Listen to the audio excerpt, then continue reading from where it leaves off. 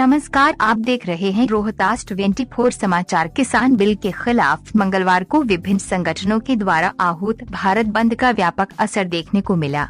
सड़कों पर परिचालन से लेकर स्कूल कॉलेज तक बंद रहे और सन्नाटा पसरा रहा।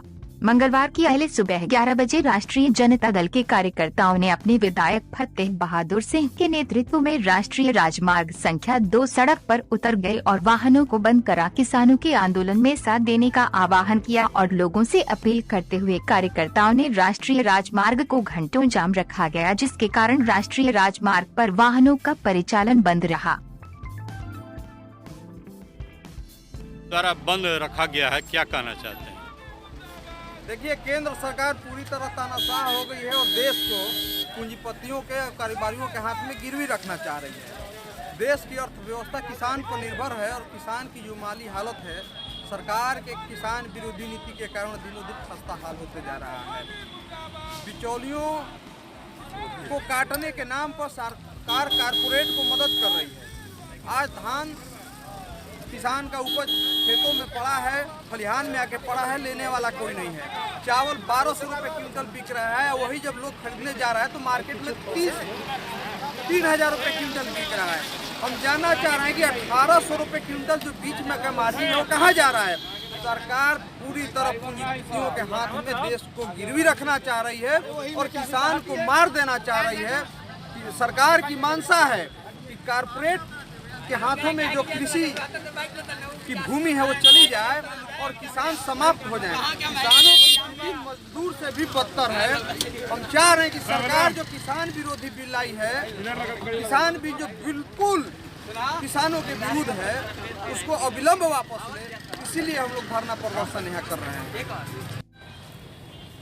आज का बंदी का बिहार में हमारे जो महागठबंधन का नेता हैं तेजस्वी यादव जी ने किसानों के बंदी के समर्थन में पूरे बिहार का महागठबंधन के लोगों को उन्होंने आह्वान किया है कि किसानों के समर्थन में मजबूती से खड़ा रहना। जब तक किसानों का जो 3 काला बिल आया है किसानों के विरोध में, उस बिल को सरकार वापस नहीं ले लेती है, तब तक महागठबंधन तेजस्वी जी के नेतृत्व में पूरे बिहार में मजबूती से किसानों के साथ खड़ा रहेगा। और जो ये डबल इंजन का जो सरकार है,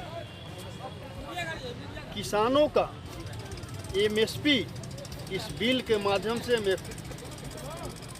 से एमएसपी को समाप्त करने में लगी हुई।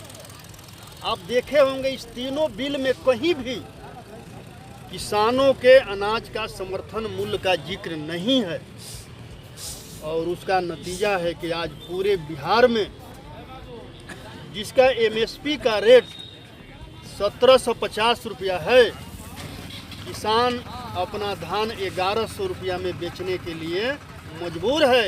उस पर भी किसानों को पैसा नहीं मिल रहा है। पूरे राज्य का नहीं, पूरे देश का किसान बदहाल है।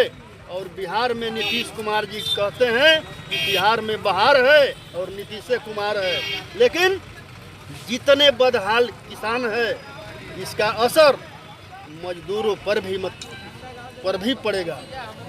जब किसान टूटेगा तो मजदूर भी टूटेगा और जब किसान पर रीढ़ जब बढ़ेगा तो किसानों का जमीन जायदाद जो भी है कॉरपोरेट घरानों के हाथे गिरवी रखा जाएगा और एक दिन सारा जमीन जायदाद भी पूंजीपतियों के हाथ में चला जाएगा और किसान और मजदूर सारे सड़क पर आ जाएंगे। लेकिन जब तक किसानों को मांगों को सरकार मान नहीं लेती है, तब तक हम लोग किसान के साथ मजबूती से खड़े रहेंगे उनके हक और अधिकार के लिए।